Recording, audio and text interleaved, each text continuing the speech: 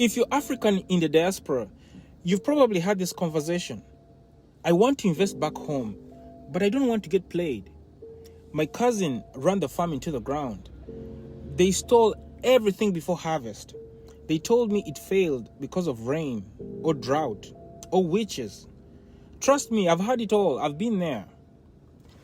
Farming back home will humble you real quick. People will steal, people will lie, and people will slack off.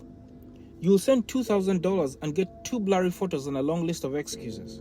But let me share with you what I discovered, what saved my farm, and what might be the safest, smartest play for you in the diaspora.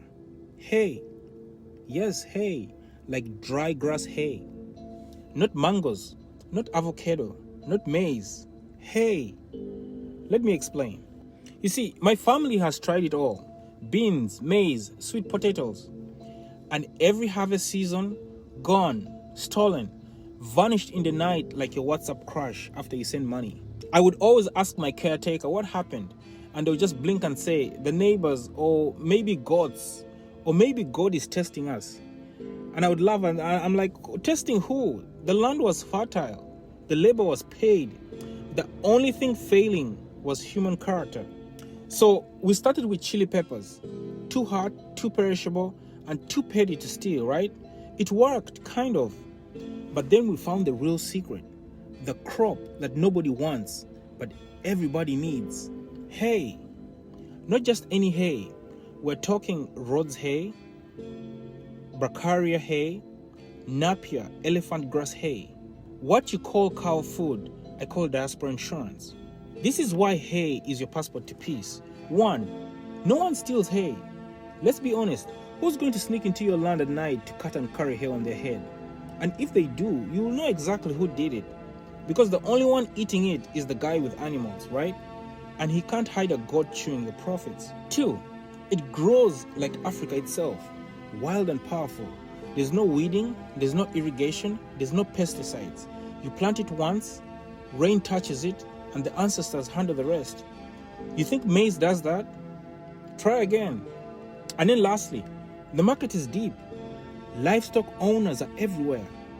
Everyone from dairy farms, goat keepers, poultry feed mixers, meat cooperatives. They need feed every single day, and when dry season hits, your hay becomes gold. So let's break it down like you're sending money from London or Dallas, right? 1 acre of Rhodes hay yields 200 to 300 bales.